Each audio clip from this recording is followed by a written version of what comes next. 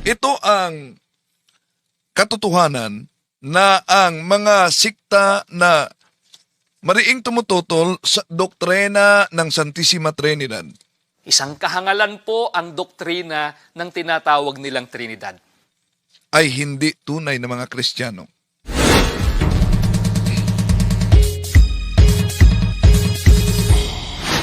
Kumusta? Samahan ninyo kami mga kapatid. Isa pa pong aklat ang aming babasahin, pinamagatang The Discourses on the Apostles' Creed.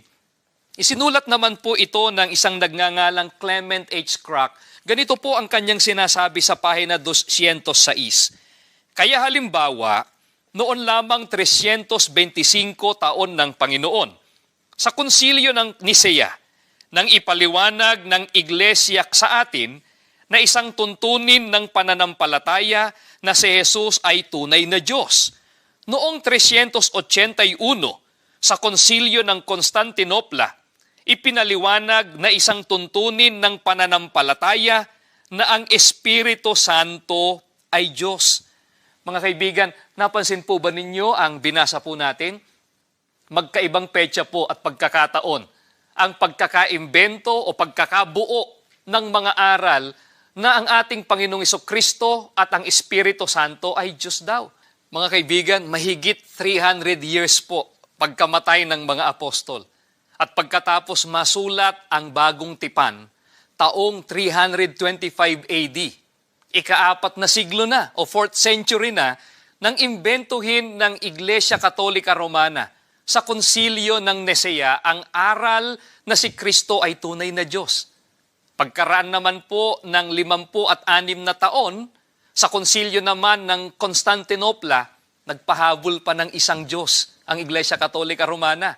Noong 381 AD, inimbento naman po nila ang aral na ang Espiritu Santo ay Diyos. At napakinggan ninyo yung paggamit ng ministro ni Felix Manalo sa Aklat Katoliko Discourses of the Apostles' Creed. Mapansin ninyo na itong aklat na ito ay palaging ginagamit nila pero pinagchap-chap. Pero ito ang katotohanan na ang mga sikta na mariing tumututol sa doktrina ng Santissima Trinidad ay hindi tunay na mga Kristiyano. Kaya, invalido ang kanilang baptism. Ang simbahang Katoliko, meron tayong kinikilala na kahit nasa kabilang panig at hindi kaanib ng simbahang Katoliko, may tinatawag tayong valid baptism provided na meron yung tinatawag na Trinitarian formula. Pero kung mapansin ninyo ang pahayag mismo ng ministro ni Felix Manalo, mga kapatid, mapansin ninyo ito ang sabi niya, balikan natin. Isang kahangalan po ang doktrina ng tinatawag nilang Trinidad. Ano pa po ang dapat makatawag ng pansin sa ating lahat tungkol dyan, sa doktrina ng tinatawag po nilang Trinidad? Isa pa pong aklat ang aming babasahin, pinamagatang The Discourses on the Apostles' Creed.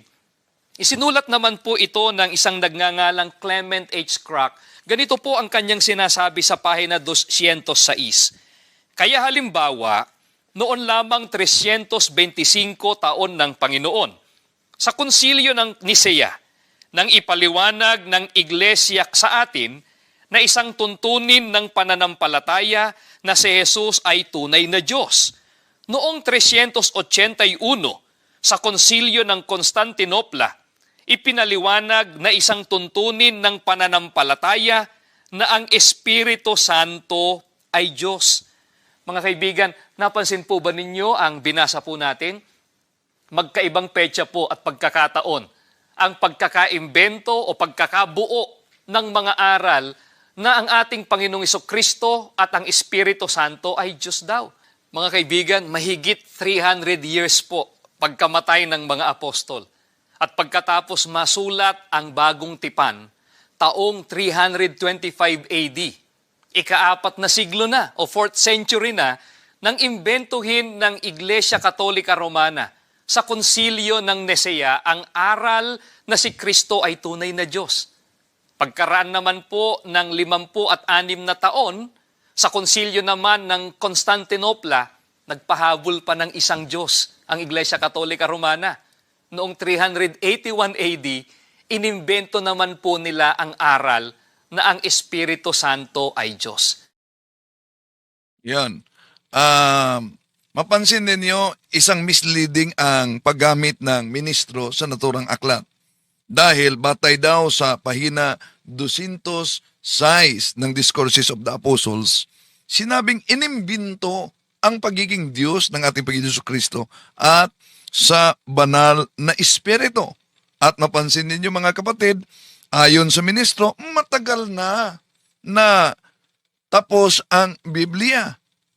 Pero tandaan natin, ikumpara nitong mga nagsusulputang sikta sa ating panahon, tayong mga Katoliko, hindi tayo Bible alone. Meron tayong teaching authority, kaya may konsilyo na magdeklara. Kung ang kanilang ginagamit na batayan, idiniklara ng simbahan, therefore inimbento ng simbahan, abay, wag na lang nilang tanggapin ang Biblia. Bakit? Nakasulat din ang sa kanilang Pasugo Magazine, ito po mga kapatid, 1951, pahina 27. Ang Konsilyo ng Trento noong 1946 ay nagpahayag na ang lahat na aklat ng matanda at bagong tipan na nasa Bibliang Katoliko ay mga banal at naaayon sa batas.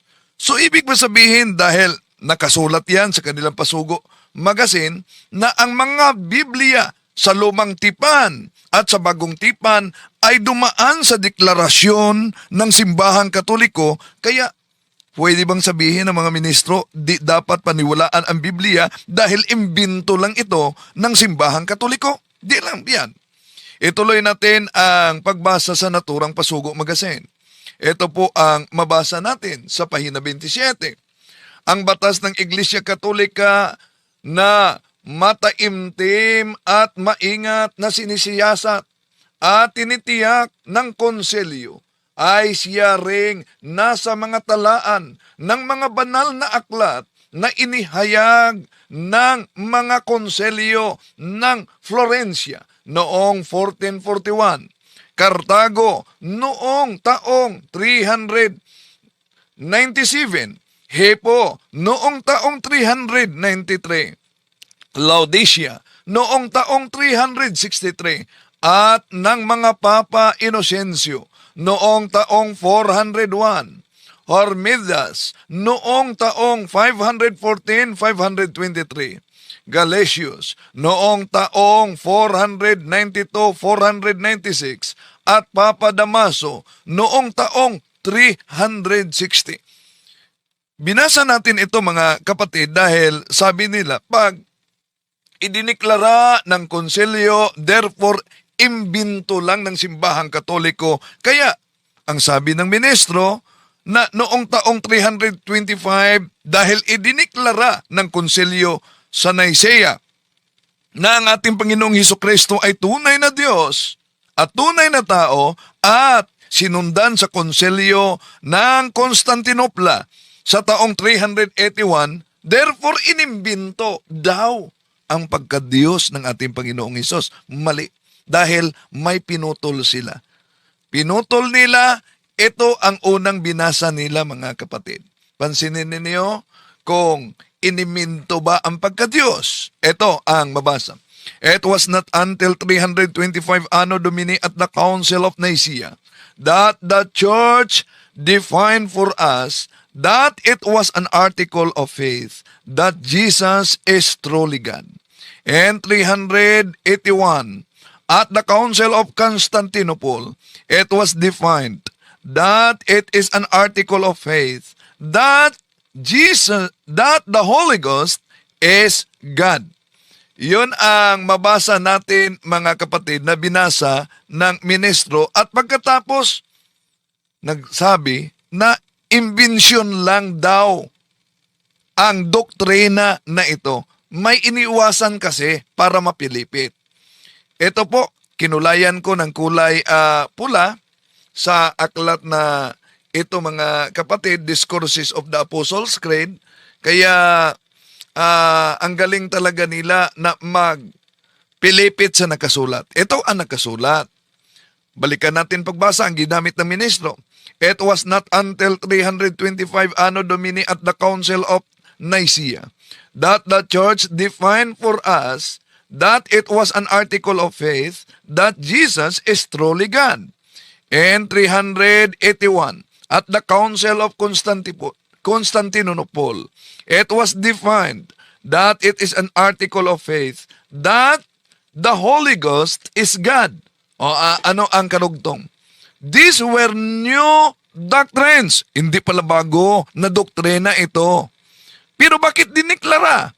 Ito ang iniwasan ng ministro. It was only after they were being denied that the church reaffirmed and made clear that what had been taught by Christ and His apostles. O, yan. Nilinaw sa pamamagitan. So, malinaw na iniwasan yan ng mga ministro ni Felix Manalo, kaya dapat alam ninyo mga kapatid, no? Dahil yun ang palaging ginagamit nila para igiit na imbensyon lang ng simbahang Katoliko. Pero malinaw pala yung iniwasan. Hindi ito bagong doktrina. It was only after they were being denied that the church reaffirmed and made clear what has been, anong turo ng ating Panginoon Jesucristo at ano ang turo ng mga apostol. Ang banal na Trinity, formula sa binyag na itinuturo ng ating Panginoon Jesucristo sa Mateo Kapitulo 28, 19, 20. Kaya, ang hindi Trinitarian formula baptism, invalid ang binyag mga kapatid. Therefore, dahil invalid ang binyag, hindi sila tunay na mga Kristiyano. At daming mga sikta ngayon na hindi talaga Trinitarian, therefore hindi tunay na Kristiyano. Pero ang tanong, biblical ba ang basihan sa Trinity? Dahil ito ang palaging tinutulig sa hindi lamang sa Iglesia ni Cristo na tatag ni Felix Manalo. Kahit na sa Saksi ni Jehovah na tatag ni Charles Taze Russell. At kahit na sa MCGI, nakilala sa programang Dating Daan na tatag ni Brother Eliseo Soriano. No? At kung sa mga Muslim sasabihin nila na ang Trinity ay tatlong Diyos daw, hindi yan totoo. Isa sa mga pinagbatayan nila mga mahal na kapatid na di paniwalaan ang Trinity dahil sa Biblia di mabasa letra por letra ang salitang Trinity. Mag-ingat kayo dyan dahil may version na mabasa kung gusto ninyo letra por letra talaga. Baka di na sila updated sa ganyan. Pero kung iyon ang kanilang paniniwalaan na pag di mabasa sa Biblia, di dapat paniniwalaan. Remember, the word monotheism. Yung monotheism, ang paniniwala natin na may iisang Diyos. Yung monotheism, termino na tayo'y naniniwala sa iisang Diyos. Kahit mga Muslim naniniwala ng monotheism. Kahit ang hindi naniniwala ng Trinity, naniniwala sila ng monotheism.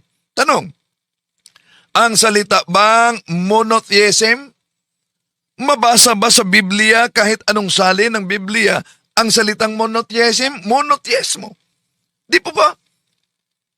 Yung terminong monotheismo, hindi yan mabasa sa Biblia letra por letra. So napansin niyo, meron silang iniiwasan, no? Meron silang pinuputol. At pinalitaw na invento daw ng simbahang Katoliko ang Trinity. Ito ang sentro ng ating pananampalataya. Ito ang misteryo ng ating pananampalataya. Pero tandaan natin mga kapatid, na ito'y palaging tinutulig sa mga makabagong heretiko sa ating panahon ngayon. Although meron ng konselyo na nagdeklara At idiniklara ng simbahang katoliko sa pamamagitan ng konsilyo ang hindi mabagong katotohanan. Hindi yun imbensyon. So, kung tingnan natin sa Biblia, yung konsepto ng Trinity, terminong Trinity, ay talagang napaka-biblical, mga kapatid. Maraming talata sa Biblia na nagpatunay kaugnay sa Trinity. At kahit magagamitin natin ang iba't ibang salin, halimbawa, kung tingnan natin ang New American Version, ito ang mabasa natin. Go therefore and make disciples of all nations, baptizing them in the name of the Father, and of the Son, and of the Holy Spirit. Yun ang tinatawag na Trinitarian formula na utos ng ating Panginoon Jesucristo. Pero pansinin ninyo, mga kapatid, kahit binanggit ang tungkol sa bautismo, binanggit ang tungkol sa binyag, pero nandyan ang konsepto ng Trinidad. Dahil binanggit ang tatlong personas, ang tatlong karakter, sa iisang pangalan. Baptize them in the name. Hindi sinabing in the names. Singular name. Not plural names. Pero bakit singular name? Na ngayong tingnan natin, merong tatlong karakter o tatlong persona sa San Mateo Kapitulo 28, versikulo 19. Ano po bang ibig sabihin ng name? Bakit singular? Dahil ang name ay tumutukoy sa kalikasan sa pagka-Diyos. Daniel 2:20, ito po ang ating mabasa. Blessed be the name of God. Tandaan natin, hindi sinabi blessed the name of God's. Singular yan. Blessed be the name of God forever and ever. For the wisdom, power are His. So napakalinaw, mga kapatid, kung bakit tatlong karakter, tatlong persona, ngunit isang pangalan. Name. So ngayon, isipin natin, singular name ay patungkol sa iisang Diyos. Name of God. O God's name. So, at ang singular name, napakaloob dyan ang tatlong karakter, ang tatlong persona. Sa San Mateo Kapitulo 28, versikulo 19. Ama, Anak, at ang Espiritu. Therefore, napaka-biblical ang aral sa nag-iisang Diyos na may tatlong personas at ito'y tinatawag sa pamamagitan ng simbahan na siya ang final authority. Unang Juan Kapitulo 3, versikulo 15 na Trinity. Pinakilala ng simbahan. Tulad sa Biblia, simbahan ang nagpakilala nito. Old and new. Kung anong mga aklat, nabasa na natin, na pwedeng isali para magiging aklat sa Biblia, ang simbahan sa pamamagitan ng Trinity, mga ng konsilyo, mga kapatid. Kaya, kung tingnan natin, kahit sa King James Version, mga mahal na kapatid, ito po ang mabasa natin. Ang ginagamit natin, Douay Rheims Bible. And there are three who give testimony in heaven. The Father, the Word, and the Holy Ghost, and these three are one. So napansin ninyo na there are three sa ibang salin, sa King James Version, there are three that we record in heaven, the Father, the Son, and the Holy Ghost, and these three are one. Hindi sinabi, and these three are three. So, ang Diyos Ama ba ay Diyos? Yes, Diyos. Ang Diyos Anak ba ay Diyos? Yes, Diyos. Ang Espiritu Santo ba ay Diyos? Yes, Diyos. Tanong, tatlo ba ang Diyos?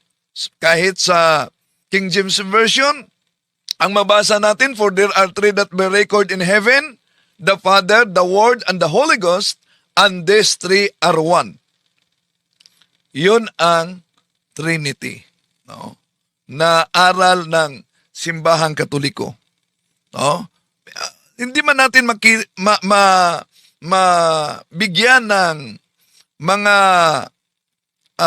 halimbawa, pero para sa pagpaliwanag, pwede nating gagamitin ng analohiya. Halimbawa, ang Luzon ba ay Pilipinas? Natural, Pilipinas ang Luzon. Ang Visayas ba ay Pilipinas? Natural, Pilipinas ang Visayas. Ang Mindanao ba ay Pilipinas? Natural, Pilipinas ang Mindanao. Ang tanong, ilan ba ang Pilipinas? Tatlo ba ang Pilipinas? Hindi. Merong iisang Pilipinas lamang na binubuo ng Luzon, Visayas at Mindanao. Di ba ba? So, gayon din, kung balikan natin ang mabasa sa unang Juan 5:7, for there are three that bear record in heaven, the Father, the Son, and the Holy Ghost, and these three are one, mga kapatid. No? And these three are one. Okay. Now, meron palang tumatawag sa akin dito dahil may kaugnayan ito sa deliverance kasi, no? Okay. Nandyan ang konsepto ng Trinity. Ang Ama, ang Verbo, no? Ang Ama, ang Verbo, at ang Anak. At ang Ama, Verbo, yung Anak, at ang Espiritu Santo. Andali muna, i-off ko muna ito dahil ito'y kaugnay kasi sa deliverance. No? Napaka-importante kasi. Pero patuloy muna tayo mga kapatid. No? At itong Ama, Verbo, ang Anak, at ang Espiritu, yun ang sinabi, and these three are one. Yun ang tinatawag nating Trinity, mga kapatid. Kaya nga, kung tingnan natin ang mabasa sa sandali muna, sasagutin ko muna ito para hindi na hello, di ako makasagot online, online pa ako. Online. Sige, maraming salamat. Okay. Tuloy tayo mga kapatid, no? Sa ating sa tinatawag na Amplified Bible, ito po ang mabasa natin, John chapter 10 verse 30, I and the Father are one, close parenthesis, in essence and nature. Dahil iginiit kasi sa mga anti-Trinitarian, yun bang sinabing, ako at ang Ama ay iisa? Ibig ba sabihin na sila ay iisa talaga sa essence, sa pagka-Diyos? O yan, makita na natin sa Amplified version, mga kapatid. Ngayon, ano po ba ang kalikasan? Ano po ba ang katangian ng Diyos? Merong 8 katangian ang Diyos. Una, ang Diyos ay manlilikha. In English, creator. Pangalawa, ang Diyos ay siya'y Panginoon, Lordship. Pangatlo, ang Diyos ay tagapagligtas, manunubos, Redeemer. Pang-apat, ang Diyos ay makapangyarihan, omnipotent. Panglima, ang Diyos ay nasa lahat ng dako, nasa lahat ng lugar, omnipresent. And then, pang-anim, ang Diyos ay alam niya ang lahat ng mga bagay. So therefore, omniscient. At pang-pito, ang Diyos ay walang hanggan, meaning eternal. At pang-walo, ang Diyos ay sinasamba natin. Ito ang 8 katangian, ito ang 8 kalikasan sa pagiging Diyos. At alam nyo ba na itong 8 kalikasan na ito ay taglay mismo sa Ama, Anak, at Espiritu Santo. At nasa Biblia yan. Halimbawa, isa-isahin natin mga kapatid. Isa-isahin natin na itong katangiang ito ay nasa Ama, Anak, at Espiritu Santo. Halimbawa, yung pagiging manlilikha sa lahat. Alam niyo man natin na ang ah, Diyos ang manlilikha sa lahat. Genesis chapter 1 verse 1, in the beginning, then God created heavens and earth. So napansin niyo ba sa creation, in the beginning, God created heavens and earth.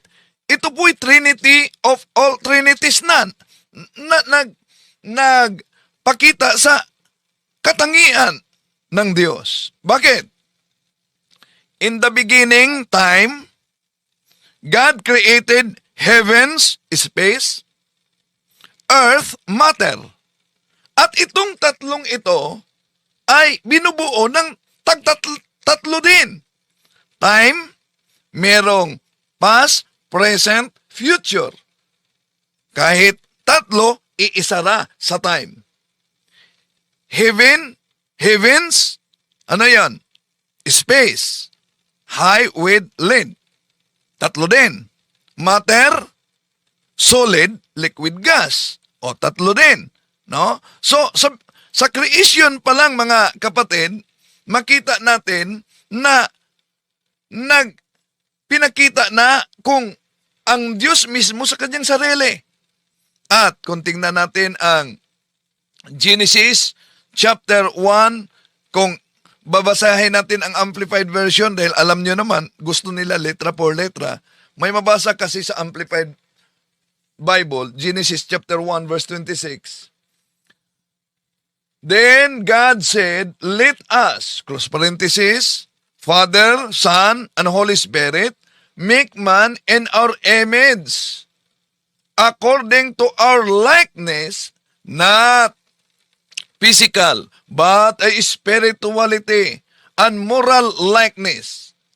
O, so, napansin nyo? Sa ibang salin, God said, let us make man according to our image and likeness. Let us, plural, make man according to our, plural, image, singular. O, napansin nyo ba sa creation, no?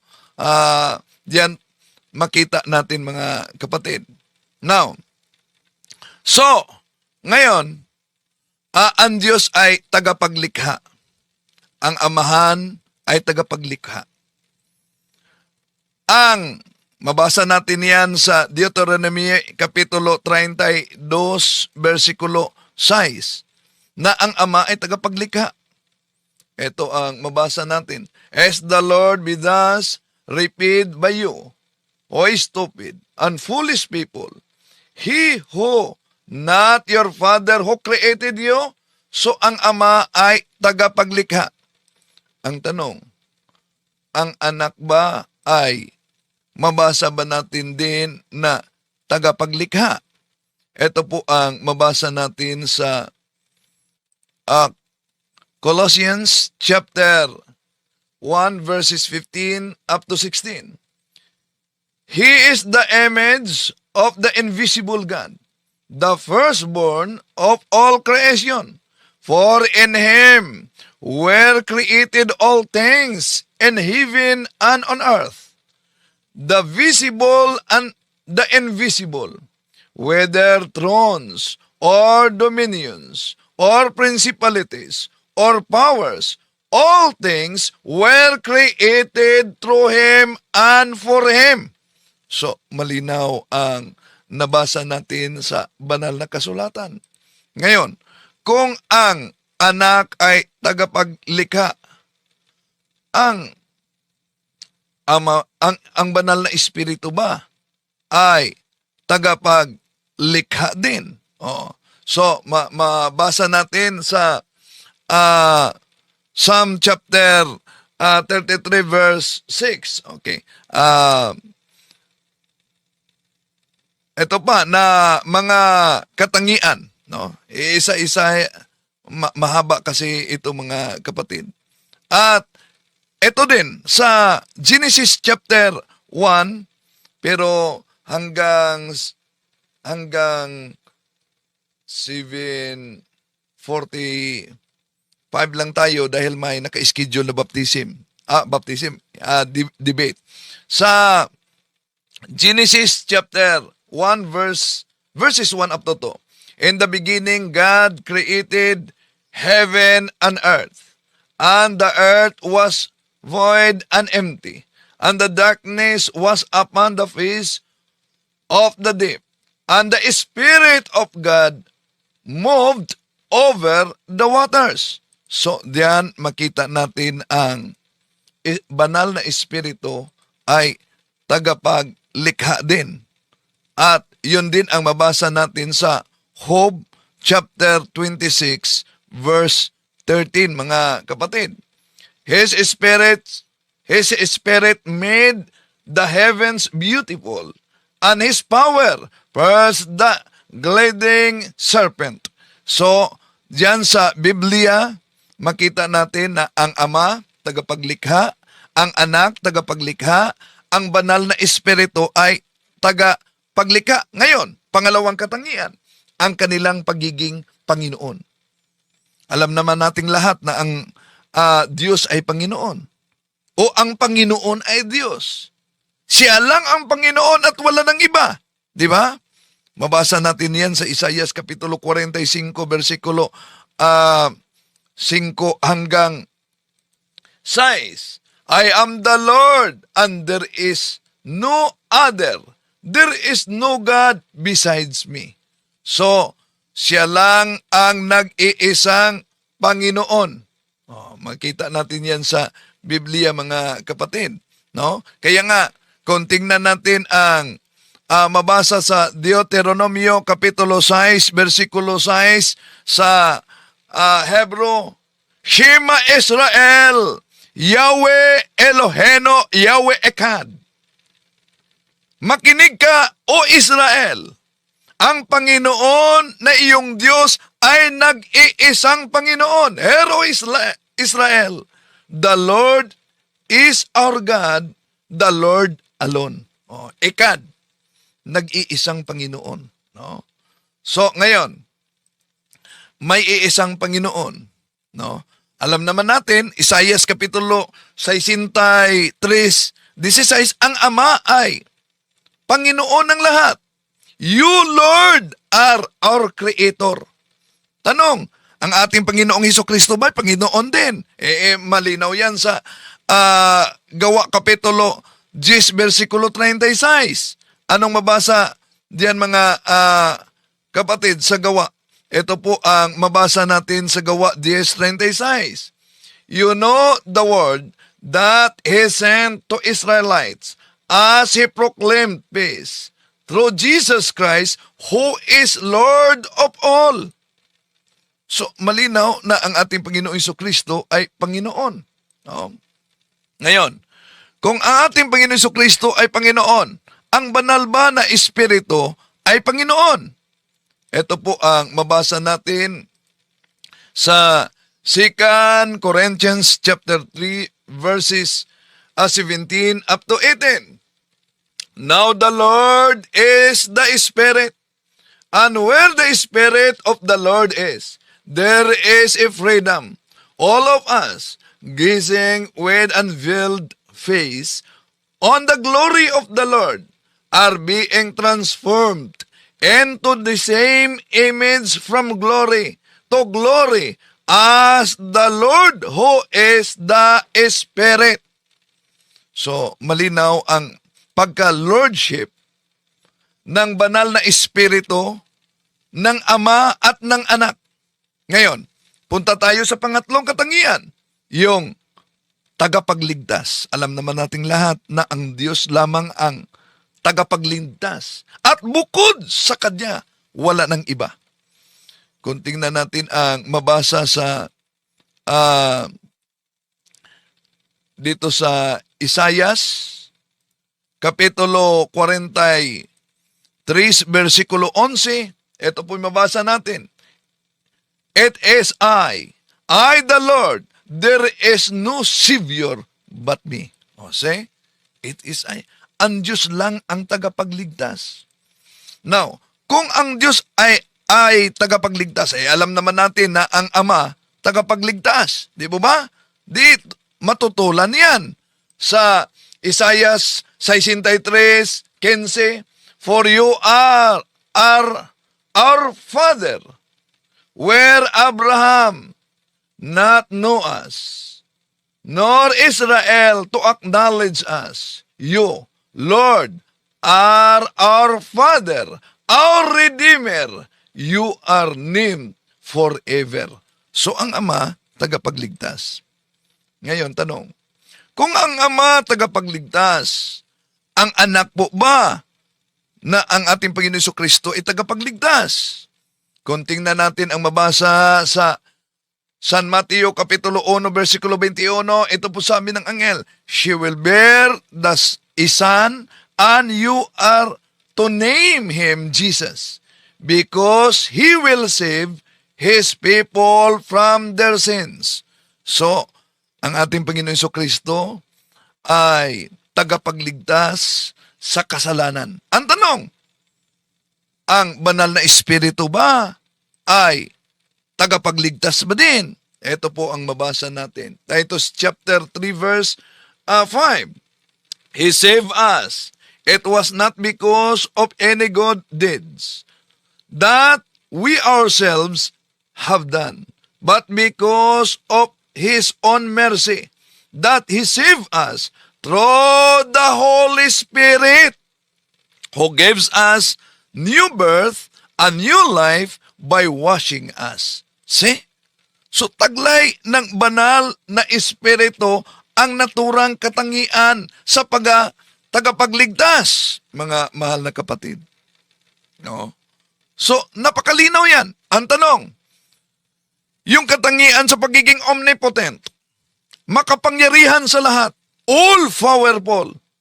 Tanong, alam naman natin na ang Ama ay Almighty.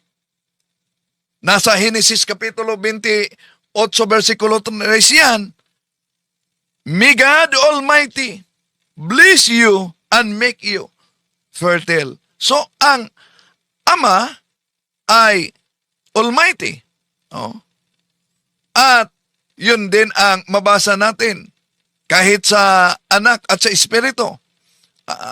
So, malapit na pala ang sa susunod siguro, dahil may naka-schedule ngayon na debate mga kapatid, no, ito lang muna siguro ang ating yung ibang mga katangian na omnipresent, omniscient, omnipotence, tatalakayin natin sa susunod dahil may naka-schedule ngayon na susunod na debate, no.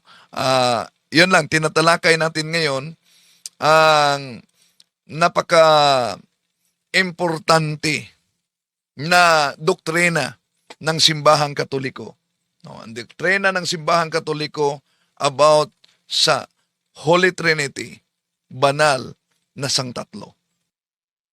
Okay, maraming salamat kapatid sa katanungan kaugnay sa Apostles' Creed. No, ang Apostles' Creed natin ay the 12 articles of Christian faith, no?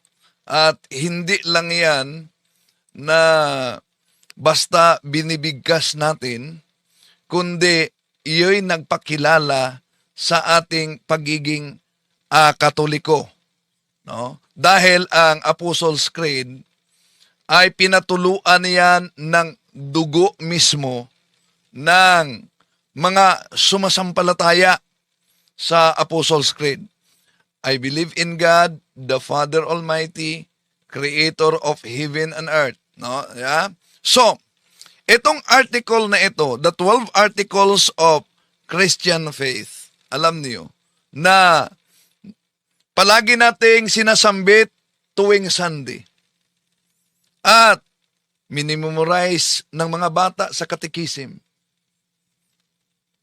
At sinasambit natin pag tayo'y magsagawa ng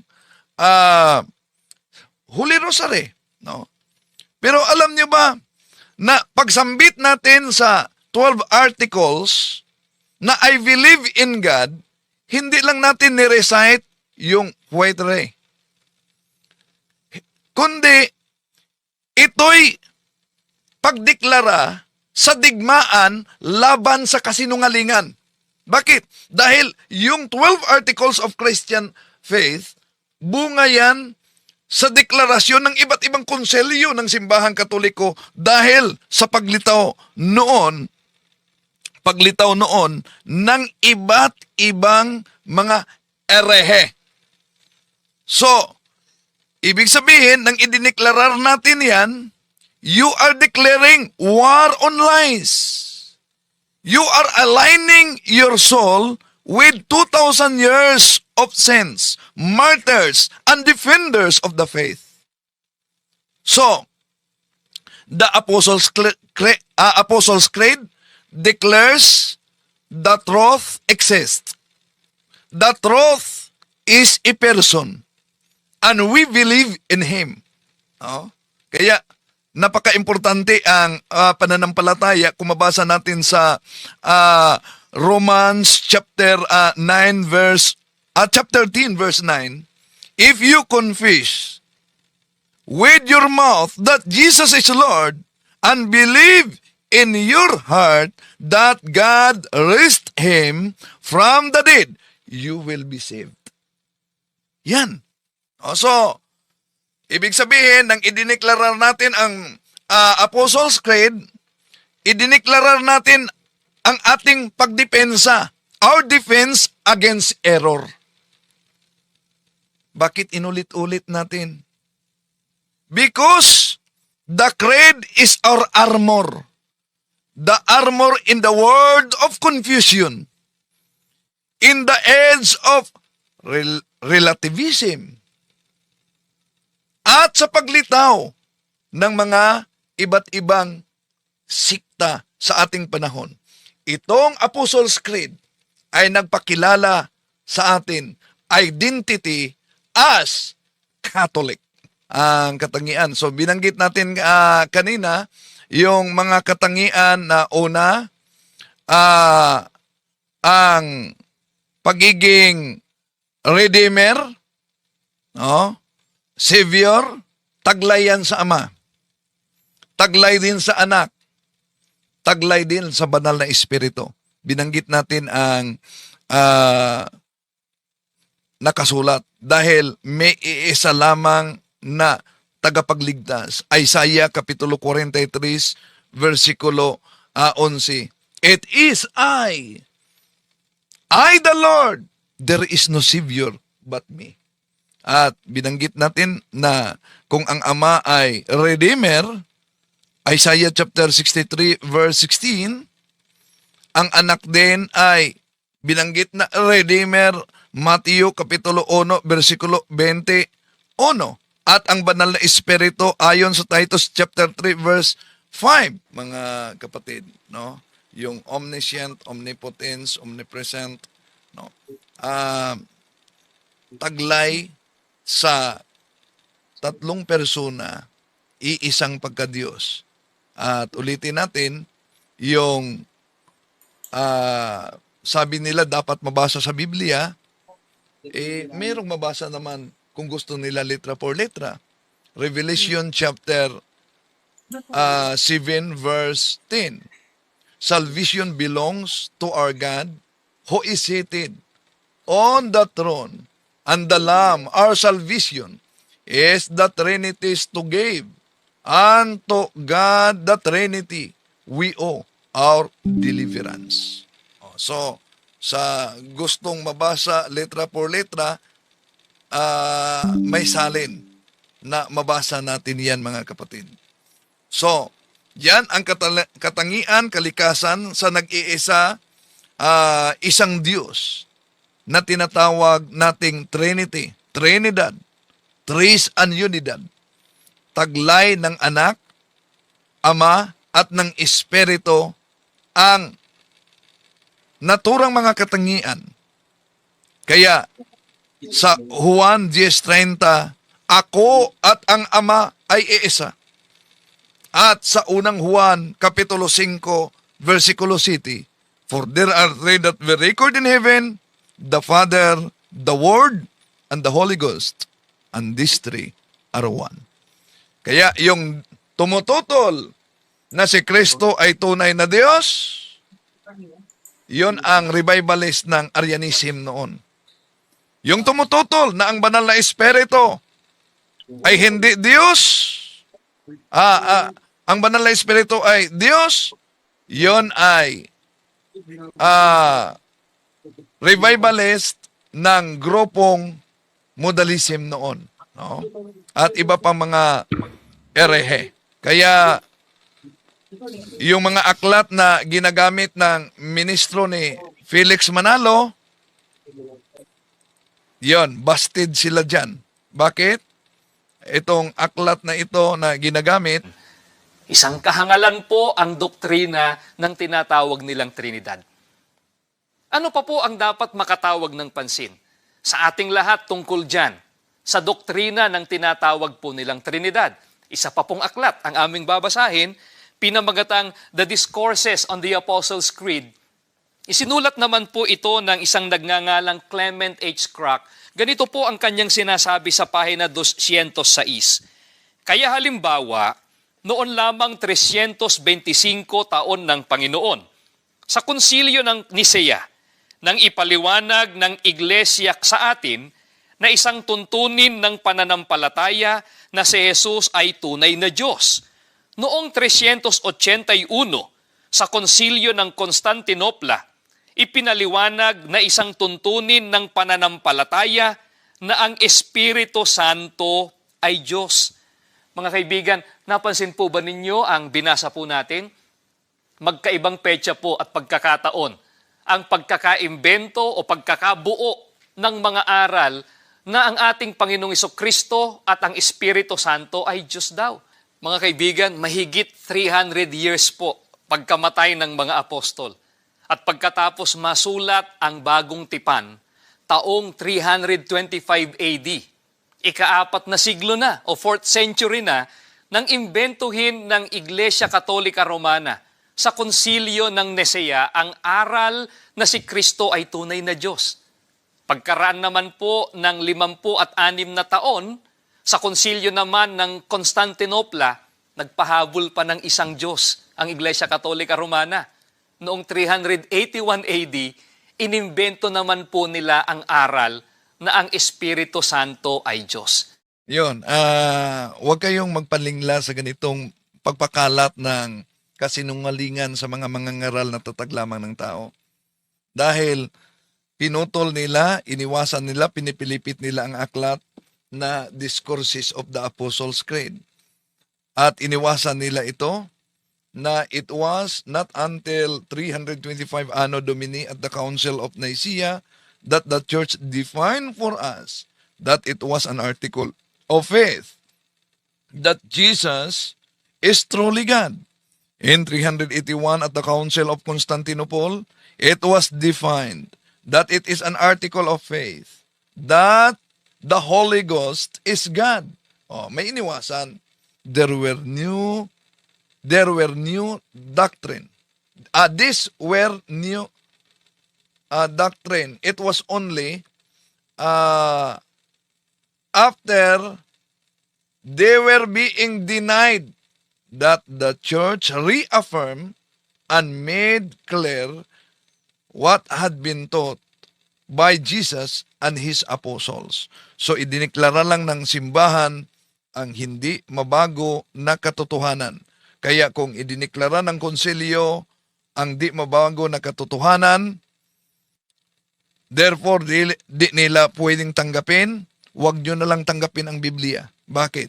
Dahil kahit sa kanilang pasugo magasin, ang Biblia na nakasulat sa kanilang pasugo magasin, kung ilang mga konselyo, ilang mga Santo Papa ang nagdeklara na ang Biblia ay dapat tanggapin, ito'y banal na mga aklat na luma at bagong tipan at ang simbahang katoliko ang nagdeklara nito at kinopya nila. Kaya mga kapatid, ang Biblia tulad sa Dogma of Trinity na idiniklara ng simbahang katoliko, hindi ginawa ang bagong doktrina, kundi idiniklara ang di mabagong katotohanan. Dahil ang simbahan ay siya ang haligi at suhay ng katotohanan at hindi ang Biblia.